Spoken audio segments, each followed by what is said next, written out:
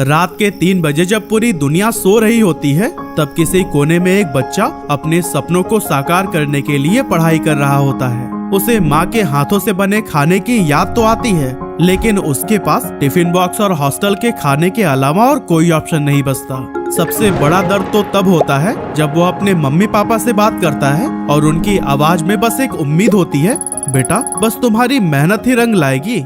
यह लाइन उसे और ज्यादा जोर लगाने के लिए मजबूर कर देती है। हर दिन एक नई जंग होती है, दोस्तों के साथ कंपटीशन, पढ़ाई का प्रेशर और अपने अंदर का डर। कभी कभी तो लगता है कि सब छोड़ छाड़ कर घर चले जाएं, लेकिन फिर वही सपने सामने आ जाते हैं। और कुछ इसी तरह से किताबें, लेक्चर्स और असाइनमेंट्स के बीच उलझे इन स्टूडेंट्स के साथ अगर कोई खड़ा होता है तो वो है उनके टीचर्स और कोचिंग इंस्टीट्यूट्स। मैं तो इमोशंस में थोड़ा बह गया ना, लेकिन आज का टॉपिक ही एक ऐसे सर के बारे में है जो सिर्फ एज अ टीचर क्लासरूम में बच्चों को पढ़ाने के लिए नहीं जाने जाते, बल्कि क्लास के बाहर भी वो उनके मार्गदर्शक का काम करते हैं। जी हाँ, हम बात कर रहे हैं एनवी सर यानी कि नितिन विजय की। अरे भाई, जीतू भैया को तो जानते हैं ना, वही जीतू भैया कोटा फैक्ट्री वाले। असल में उनका रोल भी एनवी सर से ही इंस्पायर्ड था। तो चलिए आज के इस वीडियो में हम जानते हैं कि कैसे एक लोअर मिडिल क्लास में जन्मे नितिन विजय ने अपनी लाइफ में ढेरों अप्स एंड डाउन्स देखने के बाद से सफलता हासिल की और कैसे उनका इंस्टीट्यूट मोशन आज लाखों बच्चों की जिंदगियां बदल रहा है।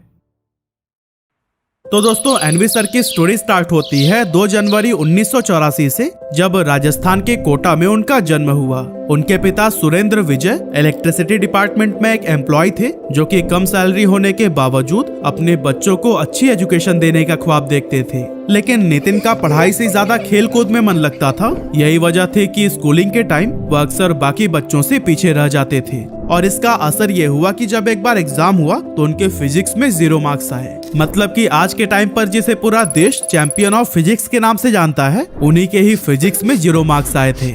हालांकि इस रिजल्ट ने उनके पिता को बहुत हर्ट किया, लेकिन अपने पापा को इस तरह से सैड देखकर नितिन ने ठान लिया कि वो इस सब्जेक्ट में महारत हासिल करके ही रहेंगे। और फिर आखिरकार ऐसा ही हुआ। उन्होंने खूब मेहनत की और फिर फिजिक्स में अच्छे मार्क्स से पास हुए। अब वैसे तो नितिन का सपना था कि वह पढ़ लिख कर एक एस्ट्रोनॉट बनेंगे। इसके लिए उन्होंने अपना पहला स्टेप लिया और स्कूल के साथ ही जेईई की प्रिपरेशन शुरू कर दी। लेकिन दोस्तों, ये जर्नी इतनी आसान नहीं थी। एवरेज स्टूडेंट होने की वजह से जेईई जैसे टफ एग्जाम को क्रैक करना उनके लिए ऑलमोस्ट इम्पॉसिबल था।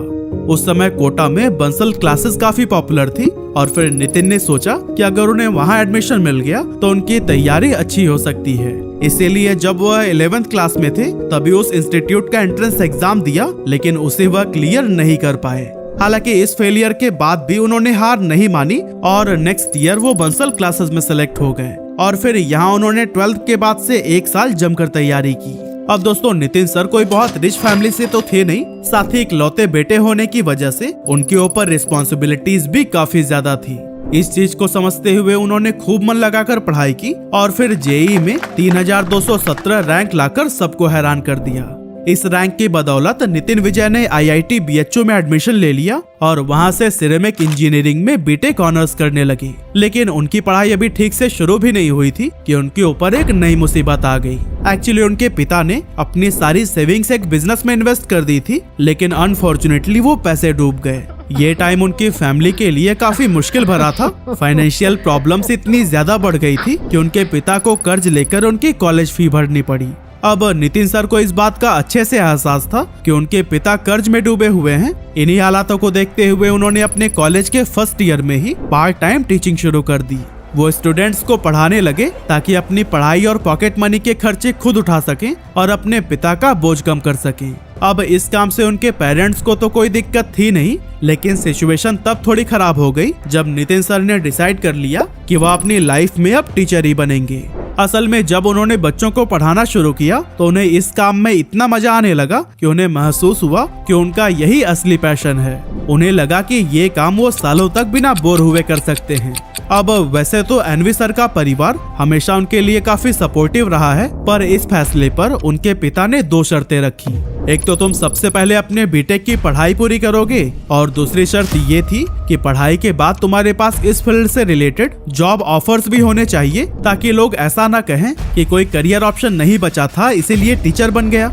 नितिन सर ने अपने पिता के इन शर्तों को खुशी खुशी एक्सेप्ट कर लिया और अब वो बच्चों को पढ़ाने के साथ साथ खुद भी पूरी डेडिकेशन से अपनी पढ़ाई में जुट गए। उनका पढ़ाने का तरीका हमेशा से बहुत यूनिक था। एनवी सर मुश्किल से मुश्किल कॉन्सेप्ट्स को भी इतने सिंपल और रिलेटेबल वे में एक्सप्लेन करते थे कि हर स्टूडेंट उसे आसानी से समझ लेता था। इसी के चलते जब वो सेकेंड ईयर में थे तो बहुत से स्टूडेंट्स ने डिमांड करना शुरू कर दिया कि वो अपना कोचिंग इंस्टीट्यूट खोलें ताकि ज्यादा से ज्यादा बच्चे उनसे पढ़ सकें। और फिर स्टूडेंट्स के इसी डिमांड को देखते हुए साल 2005 में उन्होंने बनारस में कोटा पॉइंट नाम से अपने पहले कोचिंग इंस्टीट्यूट की नींव रखी, जहां पर बड़ी संख्या में छात्र उनसे पढ़ने के लिए आने लगे और नितिन विजय धीरे धीरे हर किसी के पसंदीदा टीचर बन गए। और दोस्तों, यही वो समय था जब उन्हें एनवी सर के नाम से पहचान मिली। उन दिनों एनवी सर का डेली रूटीन बहुत कठिन हुआ करता था। वह 5 बजे उठकर कोटा पॉइंट में पढ़ाने के लिए चले जाते थे। उसके बाद रूम पर वापस आकर जल्दी जल्दी रेडी होते और 8 बजे अपने कॉलेज के लिए निकल जाते। इसके बाद शाम को 4 बजे कॉलेज से वापस आने के बाद वो फिर से अपने इंस्टीट्यूट पढ़ाने के लिए चले जाते थे। इस तरह से उन दिनों वह हर रोज 16 से 18 घंटे काम कर रहे थे और ये सिलसिला उनके ग्रेजुएशन कंप्लीट होने तक चलता रहा। खैर, देखते ही देखते टाइम गुजर गया और एनवी सर ने साल 2007 में अपना बीटेक ऑनर्स कंप्लीट कर लिया। हालांकि अब वो अपने होम टाउन कोटा लौटना चाहते थे, लेकिन ये डिसीजन उनके लिए इतना आसान नहीं था, क्योंकि उस समय उनका कोचिंग इंस्टीट्यूट कोटा पॉइंट उन्हें सालाना 20 लाख रुपए की इनकम दे रहा था। इतना पैसा, वो भी उस टाइम पर, किसी भी मिडिल क्लास फैमिली के लिए बहुत बड़ा अमाउंट होता था। पर इस सब के बावजूद भी एनवी सर ने अपना फैसला नहीं बदला और वो मार्च 2007 में कोटा वापस लौट आए। ऐसा उन्होंने इसलिए किया क्योंकि एक तो वो ज्यादा से ज्यादा समय अपनी फैमिली के साथ बिताना चाहते थे और दूसरा, कोटा ही वो जगह है जहां पर पूरे देश से हर साल लाखों की संख्या में स्टूडेंट्स आते हैं। ऐसे में एनवी सर चाहते थे कि वहां जाकर वो ज्यादा से ज्यादा स्टूडेंट्स की मदद कर पाए। खैर, घर लौटने के बाद एनवी सर ने बंसल क्लासेस ज्वाइन किया और वहां पर फिजिक्स पढ़ाने लगे। जी हाँ, वही बंसल क्लासेस जहां से उन्होंने खुद भी जेईई की तैयारी की थी। यहाँ उनकी सैलरी सिर्फ 48,000 रुपए पर मंथ थी, जो कि उनके कोटा पॉइंट के कमाई के मुकाबले काफी कम थी। लेकिन एनवी सर को इससे कोई फर्क नहीं पड़ा। उन्हें टीचिंग का जुनून था और वो अपनी नई जॉब को खूब एंजॉय कर रहे थे। एनवी सर का मानना है कि सिर्फ रट्टा लगाने से कुछ भी नहीं होता, इसीलिए वो कॉन्सेप्ट को समझाने और उनके प्रैक्टिकल यूज पर ज्यादा जोर देते थे। उनके क्लासेस हमेशा जोश और एनर्जी से भरी रहती थी और वो पढ़ाई को इंटरेस्टिंग बनाने के लिए कभी कभी मजाकिया अंदाज भी अपना लेते थे, ताकि स्ट्रेस्ड माहौल से निकलकर बच्चे पढ़ाई को एंजॉय कर सके। अब भले ही उनका पढ़ाने का तरीका दोस्ताना हो, लेकिन वो बच्चों की बदमाशियों को कभी भी नजरअंदाज नहीं करते थे और कभी कभी तो 15-17 साल के बच्चों को भी ज्यादा तंग करने पर वो स्केल मार देते थे। लेकिन बच्चे उनसे इतना प्यार करते थे कि उनकी डांट या मार का कभी भी बुरा नहीं मानते थे। बंसल क्लासेस ज्वाइन करने के चंद महीनों में ही एनवी सर सभी स्टूडेंट्स के पसंदीदा बन गए थे। पर वो कहते हैं ना कि कभी कभी आपका टैलेंट और सक्सेस ही आपका दुश्मन बन जाता है। एनवी सर के साथ भी कुछ ऐसा ही हुआ। असल में अपने अनोखे टीचिंग स्टाइल की वजह से एनवी सर बच्चों के बीच इतना पॉपुलर हो गए थे कि उनकी क्लासेस में भीड़ लगने लगी। अक्सर स्टूडेंट दूसरे टीचर्स के क्लासेस को छोड़कर उनके क्लास में आकर बैठ जाते थे और फिर उनकी इसी सफलता ने ही बंसल क्लासेस के कुछ पुराने टीचर्स को इनसिक्योर कर दिया और फिर उन्होंने बंसल सर से एनवी सर की शिकायत करनी शुरू कर दी। इन डर्टी पॉलिटिक्स का नतीजा ये हुआ कि अक्टूबर 2007 में बंसल सर ने एनवी सर को बहुत बुरा भला कहा और इंस्टीट्यूट से निकाल दिया। ये एनवी सर के लिए किसी बड़े झटके से कम नहीं था। एक ऐसा टीचर जिसने बच्चों को पढ़ाने में दिन रात की मेहनत की, उसे अचानक से बिना किसी गलती के इंस्टीट्यूट से बाहर का रास्ता दिखा दिया गया। इस घटना ने एनवी सर को बहुत स्ट्रेस में डाल दिया था। उन्हें समझ ही नहीं आ रहा था कि आगे वो क्या करें। लेकिन जब एनवी सर ने बंसल क्लासेस छोड़ी तो लगभग 1000 बच्चे पीछे पीछे उनके घर पहुंच गए, क्योंकि इन बच्चों को नितिन सर से ही पढ़ना था। और दोस्तों, इन्हीं बच्चों ने ही उनके मन में उम्मीद जगाई और उन्हें अपना खुद का कोचिंग इंस्टीट्यूट शुरू करने की रिक्वेस्ट की। अब प्रॉब्लम ये थी कि इतने कम समय में कोचिंग इंस्टीट्यूट के लिए जगह कहां से लाएं। कमाल की बात ये थी कि उन्हीं बच्चों ने ही खुद इंस्टीट्यूट के लिए किराए का एक कमरा ढूंढ लिया और बच्चों ने ही मिलकर नए इंस्टीट्यूट का नाम रखा मोशन। और तो और इंस्टीट्यूट की फी कितनी होनी चाहिए ये भी बच्चों ने ही मिलकर डिसाइड किया था। अब भले ही बंसल क्लासेस में एनवी सर का सफर सिर्फ 5 महीने का रहा हो, लेकिन वहां से उन्होंने जो प्यार और सपोर्ट पाया उसे पैसों से कभी नहीं खरीदा जा सकता। खैर जैसे तैसे करके एक छोटे से कमरे में मोशन क्लासेस की शुरुआत तो हो गई, लेकिन इसके साथ ही एक और भी प्रॉब्लम उनके सामने आन खड़ी हुई। असल में इस कमरे की कैपेसिटी मुश्किल से 50 बच्चों की थी, लेकिन स्टूडेंट्स उससे कहीं ज्यादा आए थे। अब सबसे बड़ी समस्या तो ये थी कि कोटा जैसे शहर में एक दिन के अंदर किराए का कमरा ढूंढना आसान नहीं था, वो भी ऐसा कमरा जिसके अंदर एक बार में कम से कम 300 बच्चे बैठकर पढ़ सके। नितिन सर बताते हैं कि मोशन इंस्टीट्यूट के लिए जगह ढूंढने और बच्चों के बैठने के लिए फर्नीचर बनवाने का प्रेशर इतना ज्यादा था कि उस दौरान उनके पिता 2 दिनों तक सो नहीं पाए थे। लेकिन काफी कोशिशों के बाद आखिरकार उनकी मेहनत रंग लाई और उन्हें एक बड़ी जगह मिल गई। लेकिन दोस्तों ये कहानी यहीं पर खत्म नहीं हुई। कुछ महीनों के बाद से स्टूडेंट्स की संख्या इतनी ज्यादा बढ़ गई कि यह जगह भी छोटी पड़ने लगी। इस तरह से एनवी सर को बार बार अपने इंस्टीट्यूट की लोकेशन बदलनी पड़ी, यहाँ तक कि कई बार तो उन्होंने एडमिशन लेना ही बंद कर दिया था। अब एक तरफ एनवी सर और उनके मोशन क्लासेस की पॉपुलैरिटी बढ़ती ही जा रही थी, तो वहीं दूसरी तरफ स्टूडेंट्स की भी संख्या। इसीलिए उन्होंने दूसरे स्किल्ड टीचर्स को भी हायर करना शुरू कर दिया और फिर धीरे धीरे मोशन क्लासेस सिर्फ आईआईटी नहीं बल्कि नीट और फाउंडेशन की भी तैयारी कराने लगा। साल 2012 जब ज्यादातर कोचिंग इंस्टीट्यूट्स ट्रेडिशनल मेथड्स यानी कि ब्लैक बोर्ड और व्हाइट बोर्ड पर ही डिपेंड करते थे, लेकिन एनवी सर ने एजुकेशन में टेक्नोलॉजी को शामिल करने का रिवोल्यूशनरी कदम उठाया। उन्होंने प्रोजेक्टर्स, ऑनलाइन क्लासेस और वीडियो कॉन्सेप्ट का इस्तेमाल करना शुरू कर दिया। लेकिन ये चीजें लोगों को उस समय समझ नहीं आई। बहुत से लोग उनका मजाक भी उड़ाते थे, वहीं कुछ लोगों को ये सब चीजें पैसों की बर्बादी लगती थी। लेकिन दोस्तों एनवी सर ने इन बातों पर ध्यान नहीं दिया। उनका फोकस सिर्फ एक चीज पर था, एजुकेशन को आसान बनाना। फिर साल 2014 में उन्होंने एक और बोल्ड स्टेप लिया। एनवी सर अपने स्टूडेंट्स के लिए टैबलेट लाए जिनमें नोट्स और वीडियो क्लासेस प्रीलोडेड होते थे। अब स्टूडेंट घर पर बैठे कहीं भी किसी भी समय स्टडी मटेरियल और क्लासेस का एक्सेस ले सकते थे। लेकिन उस दौर में इंटरनेट इतना एक्सेसिबल नहीं था, जिससे उनकी कोशिशें उम्मीद के मुताबिक सफल नहीं हो पाई। 2014 से 2018 के बीच एनवी सर ने अपने इंस्टीट्यूट में बड़े पैमाने पर इन्वेस्टमेंट किया। उन्होंने न्यू इंफ्रास्ट्रक्चर, एडवांस टेक्नोलॉजी और बेहतर फैकल्टीज पर इतना पैसा लगाया कि उन्हें अपना घर तक गिरवी रखना पड़ गया। हालात तो इतने खराब हो गए थे कि उनके पास टीचर्स को सैलरी देने तक के पैसे नहीं बचे थे और फिर मजबूरी में उन्हें ब्याज पर पैसे उठाने पड़े।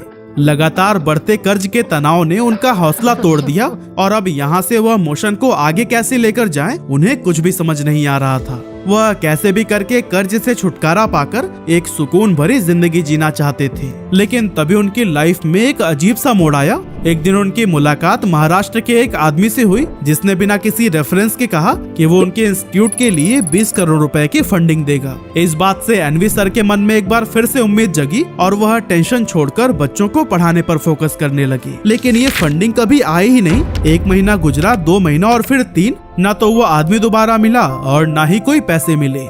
लेकिन इस दौरान एक अच्छी बात ये हुई कि नितिन सर पैसे आने की आस में कई महीने गुजार दिए और इतने में उनका वो कठिन समय भी बीत गया। इस घटना ने एनवी सर को सिखाया कि मुश्किलें चाहे कितनी भी बड़ी हो, अगर आप उम्मीद और मेहनत बनाए रखें तो हालात जरूर बदलते हैं। उन्होंने पूरे दिल से ठान लिया कि अब वो और भी ज्यादा मेहनत करेंगे और अपने इंस्टीट्यूट को प्रॉफिटेबल बनाएंगे। हालांकि उनकी मेहनत का असली फल तब मिला जब कोविड-19 पैंडेमिक आया। उस टाइम पर स्कूल्स, कॉलेजेस और कोचिंग इंस्टीट्यूट्स बंद हो गए थे। लोग धीरे धीरे ऑनलाइन प्लेटफॉर्म्स की तरफ मूव करने लगे। अब क्योंकि एनवी सर ने टेक्नोलॉजी को पहले से ही अडॉप्ट कर लिया था, इसीलिए वो तुरंत एक्शन ले सके। कोविड के दौरान ही 2021 में एनवी सर ने ध्रुव नाम के रेजिडेंशियल कोचिंग प्रोग्राम की शुरुआत की और इस प्रोग्राम में स्टूडेंट्स को एक हॉस्टल जैसी सुविधा दी गई जहां वे रहकर डेडिकेटेड स्टडी कर सकते थे।